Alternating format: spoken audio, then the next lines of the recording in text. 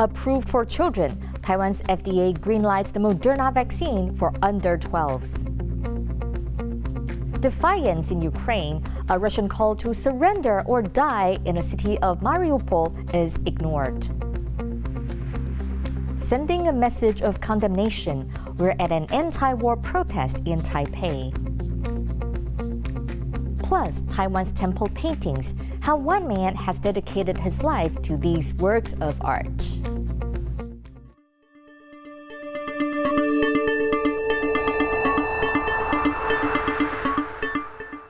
A warm welcome to TaiwanPlus News. I'm Betty Chen. Taiwan's Food and Drug Administration has approved the use of the Moderna vaccine on children aged between 6 and 11 years old. The decision comes as Taiwan reported 1,390 new domestic COVID-19 cases on Monday, a new record high. And as cases continue to rise, authorities are also cracking down on people who break quarantine rules. Eric Gao reports. Children in Taiwan between the ages of 6 and 11 can soon be vaccinated against COVID-19. Over 2 years into the global pandemic, emergency use authorization has been granted to give them half an adult dose of the mRNA vaccine Moderna, requiring 2 shots at least 4 weeks apart. 施打方式或是能不能施打这还要是 ACIP 委员来做决定。如果有了一个如果决定是要打的时候，那我们当然要做意愿调查，那还要填写同意书等等的工作。 The authorization comes as Taiwan continues to see over 1,000 new domestic cases a day. Both Taipei Mayor Ko Wen-je and Deputy Mayor Huang Sansan are self-isolating after coming into contact with someone who was COVID positive. While most confirmed infections are mild or asymptomatic, new research suggests even mild infections can lead to health problems down the road. 这个 COVID-19 冠状病毒可能会去感染胰腺细胞里面所谓的贝塔细胞，那它是主要是分泌我们的胰岛素的一个细胞，所以或许借由这样的一个机转，会让得过新冠肺炎的他们在日后被新诊断出糖尿病的可能性有比较高一点。那相对跟其他病毒感染相比的话，那它也会比其他病毒感染之后得到新糖尿病的这个诊断呢高出116%。 With infection spreading, officials are taking quarantine rules more seriously. New Taipei City has fined a man over $50,000 for going shopping and playing basketball despite being ordered to stay at home after testing positive. It's the highest fine issued by New Taipei since the pandemic began, and the man has been moved to a centralized quarantine facility. Patrick Chen and Eric Gao for TaiwanPlus. Russian forces say they're close to seizing Ukraine's port city of Mariupol. They've given remaining Ukrainian soldiers there an ultimatum to surrender or die, but so far it's been ignored. Meanwhile, there's been little respite from war in the rest of the country, with shelling and airstrikes hitting multiple locations. James Chater reports.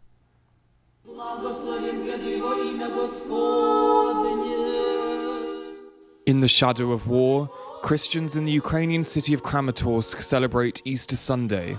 There aren't as many worshippers here as there used to be. Наверное, больше, но из-за войны многие сейчас покинули наш город, многие поехали в эвакуацию, кто-то в другие пределы Украины, кто-то за границу, спасаются от войны, люди бегут. Outside Kramatorsk's churches, an audible reminder of the conflict's harsh reality. There was no pause to Russian shelling of Ukrainian cities despite the religious holiday. A strike on Ukraine's second city of Kharkiv killed 5 and injured at least 13 people. И даже святые для христиан дни для нашего врага не повод ослабить бомбардировки Харькова. And Russian forces now say they are close to taking the key strategic port city of Mariupol. Російські військові знищують Маріуполь. Вони хочуть стерти з лиця землі і інші міста, інші громади Донецької і Луганської областей. Робимо все, щоб забезпечити оборону. On Sunday, Ukrainian forces in Mariupol ignored a Russian demand of surrender. That's despite Moscow promising to eliminate any who defied it. No, city still is not fallen. There is still our military forces, our soldiers, so they will fight till the end. And as for now, they still are in Mariupol. Strong defiance from Ukrainian officials, but on the streets of Mariupol, devastation and clear evidence of the horrors of war. Bill Kong and James Chater for TaiwanPlus.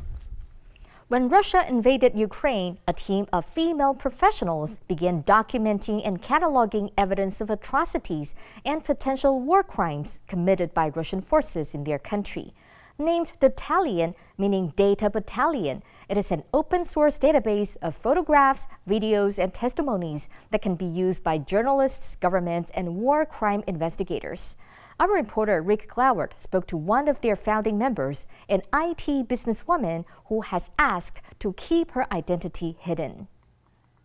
So the Battalion is an initiative of more than 120 volunteers, and these are mostly women, wives and mothers that fight this war with Russia with their phones. They fight with information, they fight with their truth.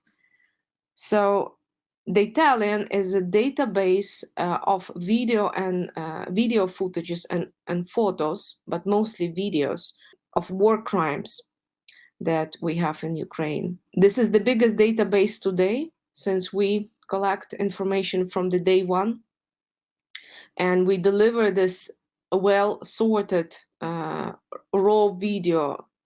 If you go on the website and download, these are sorted by dates, by locations, by what type of crime is over there. So they are very, very well sorted, and we deliver it to international media, we deliver it to the world, we deliver it to authorities to share the truth of what is happening in Ukraine.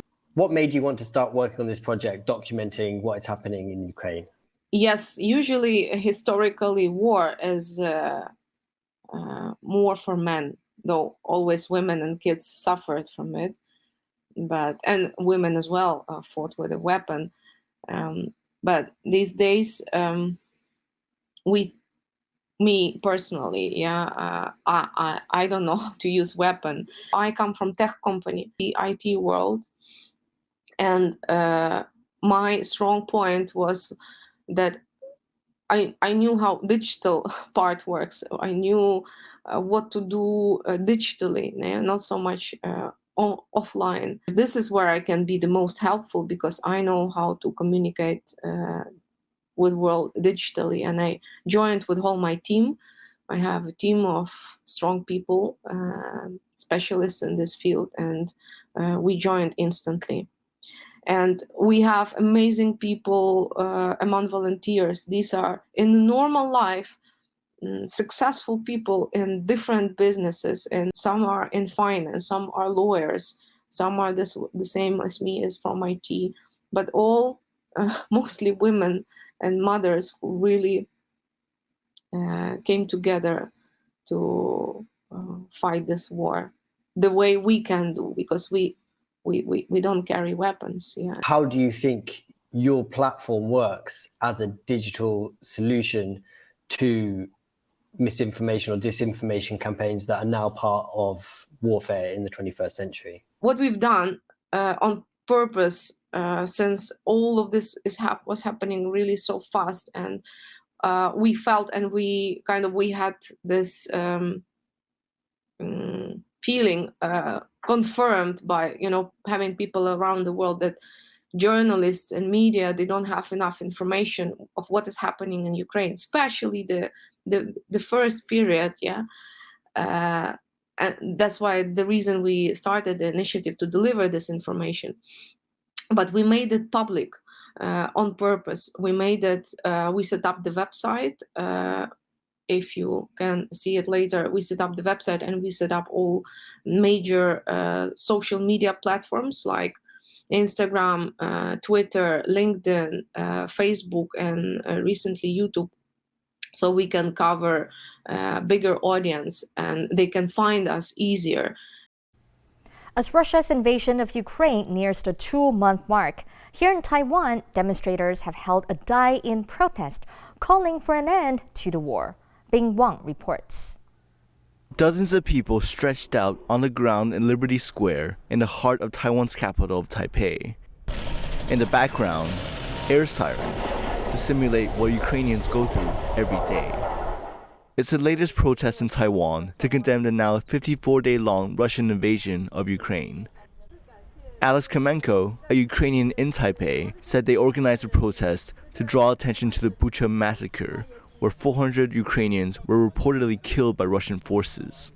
You know, they're pretty powerful, right? They really show what it's like in some small way, right? The impact on individuals and the horror of the war. And we did our first rally here in Liberty Square Arch, and it's obviously a place of great significance to democracy and to protest, and so it was a perfect location.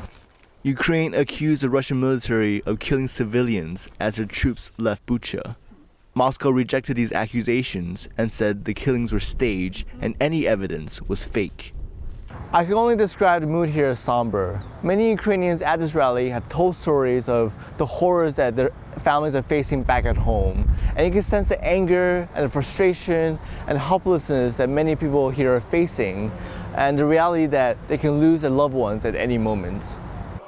Bottom, a Ukrainian living in Taiwan, thanked Taiwan for its support during what has been a devastating time for its country. We see all your support and we feel it. In 2 weeks after war started, I lost my grandfather. In 2 weeks after, I lost my father, who died bravely defending my country. People of all nationalities came to the rally in support of Ukraine. Yeah, and I think it went pretty well today. It's really powerful, and it really drives people into tears because this is something beyond our imagination. It was heartbreaking, and as people, we stand with liberty and freedom and human rights. It's not why I'm here, but I must be here to stand with Ukraine. Taiwan has donated around $30 million for Ukraine and its neighboring countries to help Ukrainian refugees. Donations have also come in the form of material goods such as diapers, toilet paper, clothing, and even wheelchairs. The country has also joined in on international sanctions against Russia, but more aid for Ukraine is needed. So we, would encourage the Taiwanese to continue donating, continue supporting. We, through our group, have a lot of different kinds of fundraising projects as well. So that's number one. Number two, I think just coming out and supporting us through these actions, right? It's very important because it spreads the word, it generates more awareness. Protesters here say they're hopeful the war will end soon. And until it does, demonstrations like these around the world are set to continue, showing Russia that support for Ukraine stretches far beyond its borders. Isaiah Zhou and Bing Wang for TaiwanPlus. Russia's invasion of Ukraine has led to international concern over whether China will attack Taiwan, which it claims is part of its territory. China has increased its military pressure on the island, and while many Taiwanese people have long regarded China's threats as bluff and bluster, the invasion of Ukraine is changing people's minds. Louise Watt reports. These residents in Taiwan's capital, Taipei, are spending their weekends learning what to do if or when an emergency strikes. There's more interest in such workshops since Russia's invasion of Ukraine. Many people here see parallels between Ukraine and Taiwan, which faces threats from its own huge neighbor, China. 我们当然希望战争不要发生这样子，但是也没有办法断言，就说战争一定不会发生。那我觉得，与其这样子，我就多学一点东西这样子，然后也许到时候可以派得上用场。那但希望永远都不要派上用场。China considers Taiwan as part of its territory and vows to take control of the island with force if necessary. It's a threat that Taiwanese have lived with for decades. But while many have long dismissed China's threats as bluster, some are now changing their views. 之前可能比较没有感觉战争会发生在身边吧，对，那看到这样子的状况，就觉得任何地方都有可能发生。A recent survey of Taiwanese showed 37% now think it possible that China will invade Taiwan, the highest number since the question was first asked in 2004. But the Taiwan government is keen to ease concerns and has decried fear-mongering, which the premier suggests is coming from China.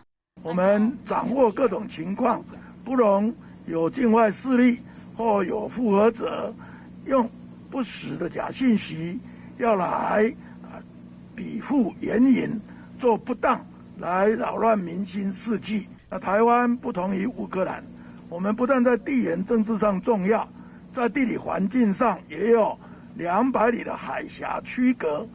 But it sparked a debate about Taiwan's combat readiness and military capability, and also how civilians should respond.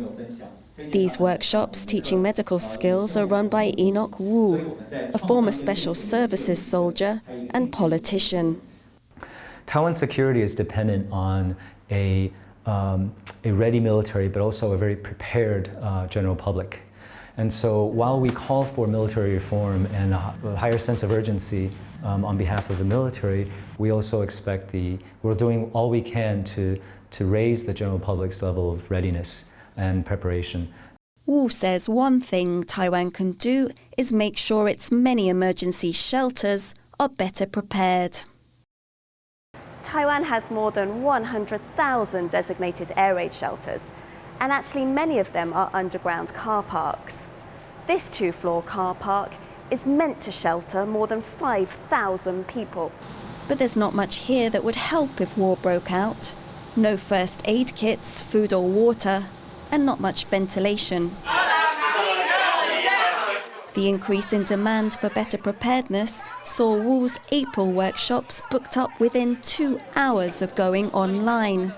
那时候我看到泽伦斯基总统他讲说，如果战争来的时候，乌克兰人不会背对着，不会逃跑，他会面对这件事情。那我觉得台湾人应该也要这样。People here are now taking the threat across the water more seriously, and inspired by Ukraine, they're doing what they can to learn to keep themselves and others safe. Damon Lin and Louise Watt for TaiwanPlus.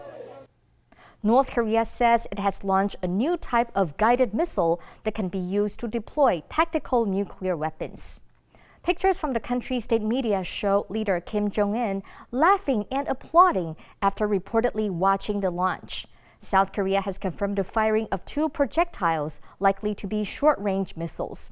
The latest launch comes during South Korea's annual springtime joint military exercises with the United States and also coincides with events marking the birth of North Korean founder Kim Il-sung.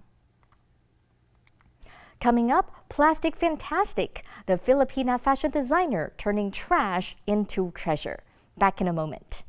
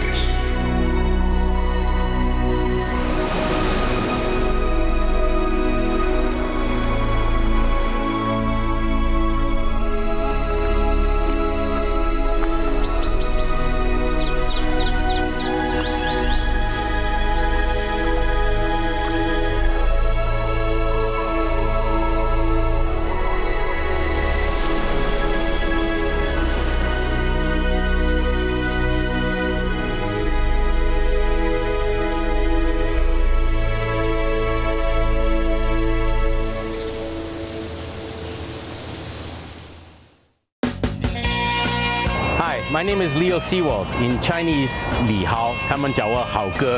Welcome on my boat. 其实我们到绕河的时候，离101大概2公里，所以我们真的可以开到台北的中心。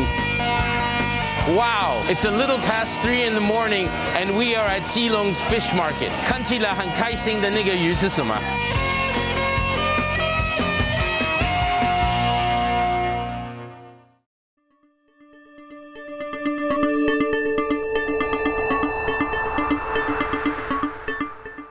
Welcome back. You're watching TaiwanPlus News. Hundreds of supporters of Sri Lanka's opposition are on a 3-day march to protest the government's handling of the country's economic crisis. Led by the National People's Power Party, the march began on Sunday from the southern city of Baruwala. The protesters plan to reach Sri Lanka's commercial capital, Colombo, on Tuesday. Protests have taken place across the country for weeks, demanding the resignation of President Gotabaya Rajapaksa. Sri Lanka is facing one of its worst economic crises, with critical shortages of food, fuel, and medicine because of dwindling foreign reserves. The government is due to talk with the International Monetary Fund about a loan this week. Tunisia is working to prevent potential environmental damage after an oil tanker sank off the country's southeast coast. A specialized marine diving team was working on Sunday to secure the ship and check for leaks. The tanker, carrying up to 1,000 tons of diesel fuel, was traveling from Equatorial Guinea to Malta when it sank on Friday in bad weather. Tunisian authorities evacuated the 7-member crew. The government says the ship is stable and there have been no leaks so far. There are more than 15,000 temples in Taiwan dedicated to hundreds of gods and folk heroes. In many of them, the most significant features are the remarkable paintings.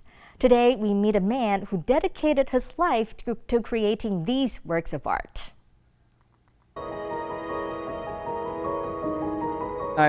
今年71岁了，本人呢是苗栗县大兰镇大兰爷。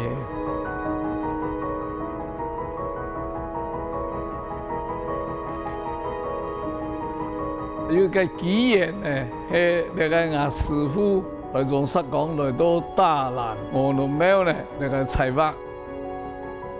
经过俺去个亲戚阿伯介绍，同阿伯讲，俺对了寺庙有兴趣，所以呢，俺师傅就收留俺听佢学习。学习辛苦的3年4年，我又准备按那个人啦。 當然，學習嘅部分呢，辛苦也非常嘅多啦。去學習面對呢個採花嘅問題呢，所以去個認真上網答辯。現代化嘅部分呢，有傳統嘅較難畫啦。嗰啲嘅通活方面呢，馬係較難畫啦。通活多方面嘅建設呢。 做起嘅施工師傅傳下來嘅花筆，喺手工做一邊嘅筆嘅條模呢，去做嘅，一下呢其他嘅進步呢，全部用水彩筆嘅。做起嘅色料呢，全部呢砂礦嘅色料去做嘅顏料，參桐油啲嘅攪出來嘅。但是呢，時代嘅進步呢，要淘汰掉啲呢。 也是全部是用水性油漆這個採法。後擺嘅色料呢，係因為用這個礦石嘅顏料呢，這個顏色啊冇按漿啦。兩下市面嘅色料呢，加當漿色、加淺色。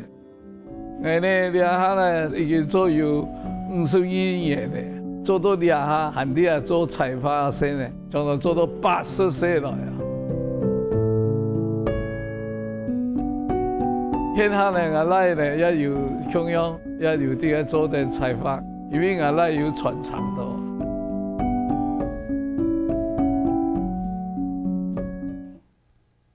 For most people, plastic waste is a huge headache.